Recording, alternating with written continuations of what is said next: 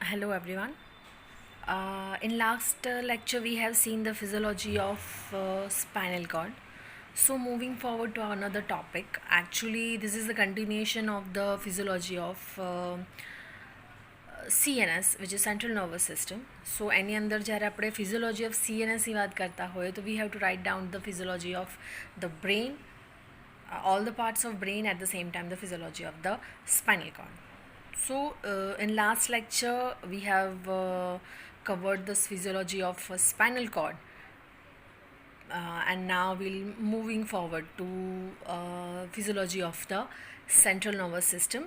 So what we will do here is કે જેટલા પણ બ્રેઇનના પાર્ટ્સ છે so any physiology individually at the same time એના functions will covered, because એક્ઝામમાં તમને 10 માર્ક્સની અંદર જે ક્વેશ્ચન પૂછાય છે that would be physiology of CNS, અને 5 માર્ક્સની અંદર તમને એવું પણ પૂછાય છે કે write down the functions of part of brains, like write out the function about pons, write down the function about the cerebral cortex, or write down the function about the cerebellum, right? So for that we have to learn these things separately,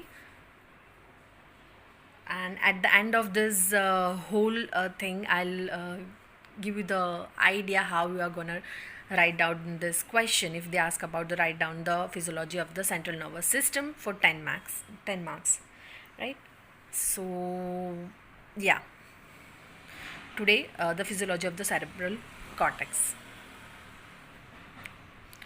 So cerebral cortex is also called the pallidum, and it consists of two hemispheres. Surface area of cerebral cortex in human beings is 2.2 square meter. Both the cerebral hemispheres are separated by a deep vertical fissure. Surface of the cerebral cortex is characterized by the complicated pattern of sulci, જેને આપણે સિંગ્યુલરલી sulcus કહીએ, and gyri, જેને સિંગ્યુલરલી gyrus કહેવાય. Sulcus is a slight depression or a groove, and gyrus is a raised ridge. So cerebral cortex ની અંદર 4 lobes are there, અને આપણે દરેકની physiology and functions જોઈશું. So when you will refer to your book like Sambulingam or Guyton, maybe you are having, so એની અંદર ઘણા બધા areas and એના વિશે આપેલું છે, એના functions, but we should not have to go deep in that. So તમારા એક્ઝામની અંદર જેટલું લખવાનું હોય છે, જેટલું તમને સમજવાનું હોય છે, I am going through that only. So basically you will not get this from the book. It is way more complicated in books. Okay, sorry.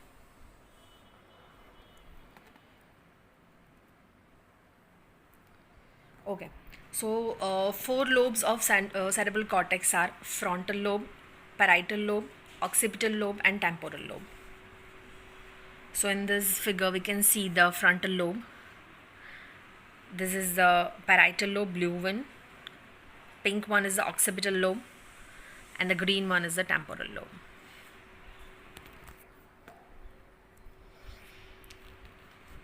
So we'll move forward to a function lobe wise issue. First is the frontal lobe. Frontal lobe is the largest lobe located in front of the cerebral hemispheres and has significant functions for our body. And A functions kaya kaya hai? So first is a prospective memory. Prospective memory matlab a type of memory that involves remembering the plans that you made, from a simple daily plan to future lifelong plans. The another function of frontal lobe is speech and language. The frontal lobe has an area called Broca's area located in the posterior inferior frontal gyrus, which is involved in speech production. A recent study shows that the exact function of Broca's area is to mediate sensory representation that originate in the temporal cortex and going to the motor cortex. Another function of that was is personality. A recent study suggests that when there is a damage to the prefrontal cortex, there are 5 subtypes of personality changes occur, and these include first executive disturbances, then disturbed social behavior, emotional dysregulation, hyperemotionality, distress, and decision making. The ability to decide on something involves reasoning, learning, and creativity. જ્યારે આપણે કોઈ વસ્તુને decide કરતા હોય તો કોઈ decision લેતા હોય તો reasoning, learning, and creativity is involved. A study conducted in 2012 proposed a new model to understand how the decision-making process occurs in the frontal lobe. Specifically, how the brain creates a new strategy to a new recurrent situation or an open-ended environment, and they call it a probe model. There are typically 3 possible ways to adopt a situation. First, selecting a previously learned strategy that applies precisely to the current situation. Second, adjusting an already learned approach. And third, developing a creative behavioral method. And the probe model illustrates that the brain can compare from 3 to 4 behavioral methods at most, then choose the best strategy for the situation. The another function of frontal lobe is movement control. The frontal lobe has the motor cortex divided into 2 regions. First is primary motor area located posterior to the precentral sulcus, and non-primary motor area, which includes the premotor cortex, supplementary motor area, and cingulate motor areas. The exact function of each structure and its role in the movement is still an active research area. So it was about frontal lobe. So moving forward to the parietal lobe. Parietal lobe is located posterior to the frontal lobe and superior to the temporal lobe and classified into 2 functional regions. The first is the anterior parietal lobe and the second is the posterior parietal lobe. If you are talking about the anterior parietal lobe, so it contains the primary sensory cortex S1 located in the postcentral gyrus, Brodmann area BA312. S1 receives the majority of the sensory inputs that are coming from the thalamus, and it is responsible for the interpreting the simple somatosensory signals like touch, position, vibration, pressure, pain, and temperature. The posterior parietal lobe. The posterior parietal lobe has 2 regions, the superior parietal lobule and the inferior parietal lobule. The superior parietal lobule contains the somatosensory association BA57 cortex, which is involved in higher order function like motor planning action, and the inferior parietal lobe supramarginal gyrus BA40, angular gyrus BA39 has a secondary somatosensory cortex, which is S2, which receives the somatosensory inputs from the thalamus and the contralateral S2, and they integrate those inputs with other major modalities, for example visual input, auditory inputs, to form a higher order complex functions like sensory motor planning, learning, language, spatial recognition. Spatial matlab to know about the position, area, and size of the thing, right?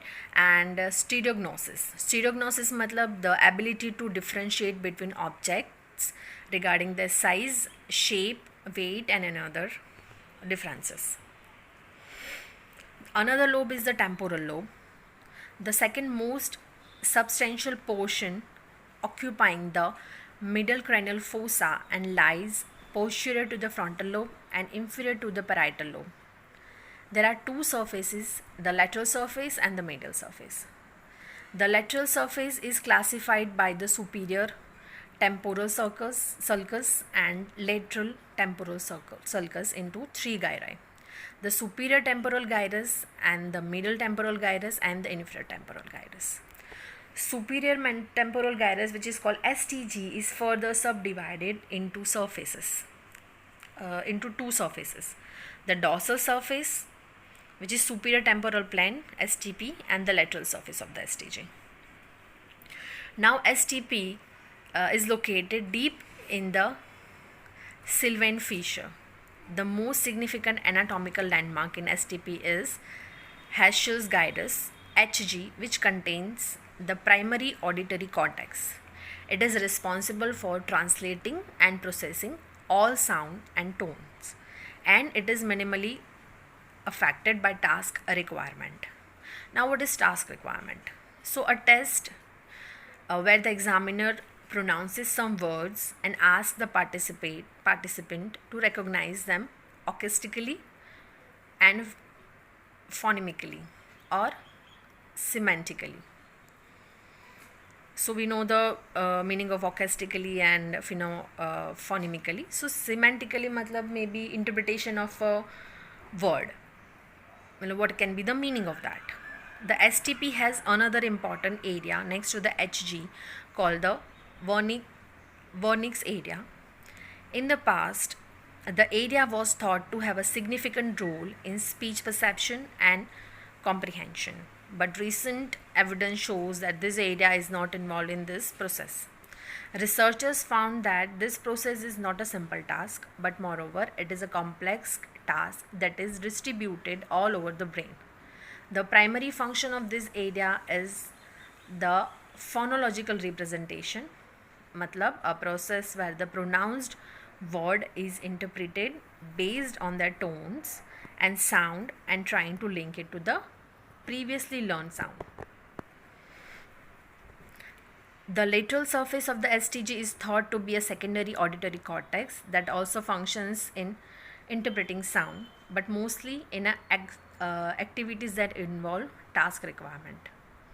Middle temporal gyrus, which is MTG, has four sub-regions: the anterior, middle, posterior, sulcus, MTG. The anterior MTG is primarily involved in default mode network, has a specific activity that exists naturally in the brain at rest. When we are not working anything or we are not doing anything.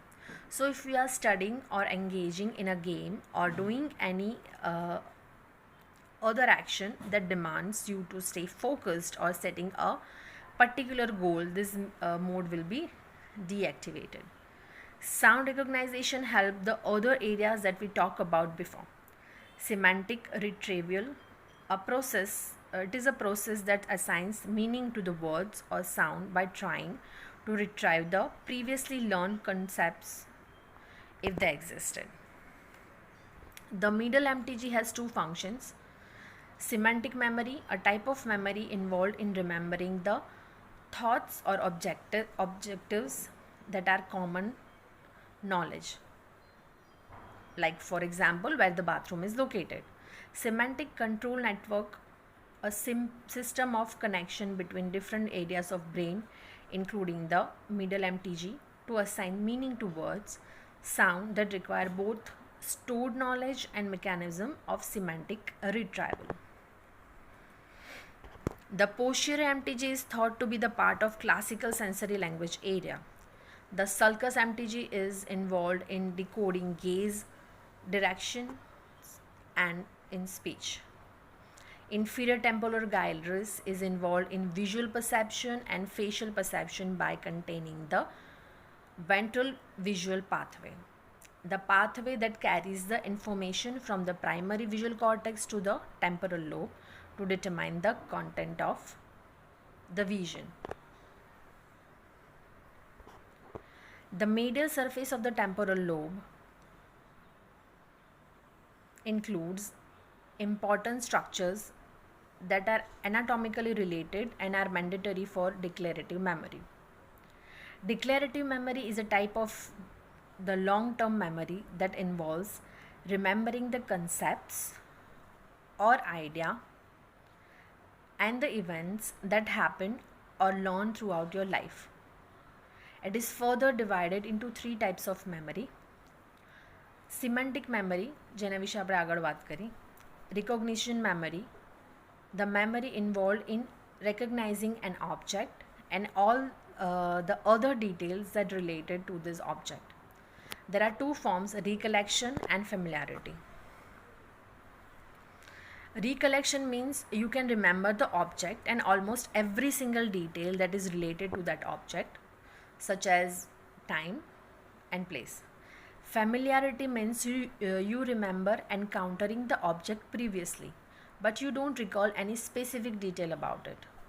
मतलब જ્યારે આપણે કોઈ વ્યક્તિને મળતા હોય ત્યારે એવું કદાચ આપણને એવું યાદ આવે કે okay fine your face is familiar to me but I can not remember where we met before. And episodic memory. Episodic memory, it is a memory that specializes in recalling an event and their associated details.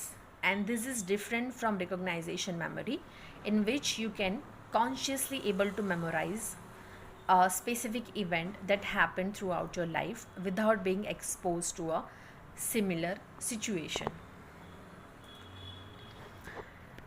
Next, we are talking about the occipital lobe. The occipital lobe is the smallest lobe in the cerebrum cortex, and it is located in the most posterior region of the brain, posterior to the parietal lobe and temporal lobe. The role of this lobe is visual processing and interpretation. Typically, based on the function and structure, the visual cortex is divided into 5 areas, V1 to V5. The primary visual cortex, V1 BA17, is the first area that receives the visual information from the thalamus, and it is located around the calcarean sulcus.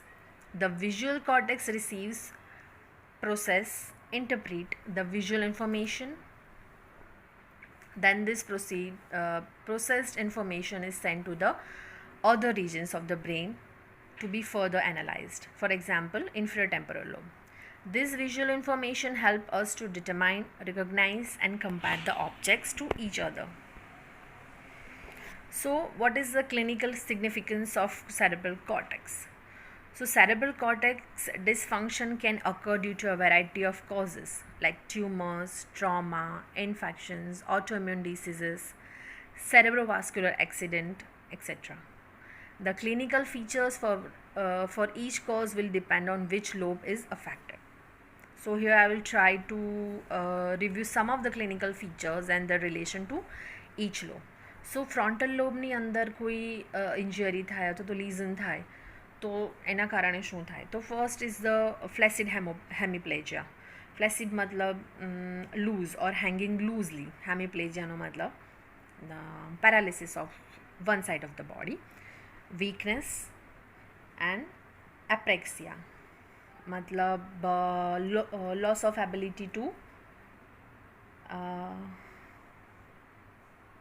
execute or to perform a skilled movement. मतलब જે આપણે મૂવમેન્ટને ઓળખતા હોઈએ અથવા તો જેને આપણે જાણીએ છીએ તો રેગ્યુલરલી યુઝ કરીએ છીએ એવા કોઈ જેસ્ચર અથવા તો movement we are not able to do that. It is apraxia. Then personality disorders. Then aphasia. Aphasia मतलब inability to understand or produce speech. It is related to speech. Then parietal lobe lesion can produce asteriognosis.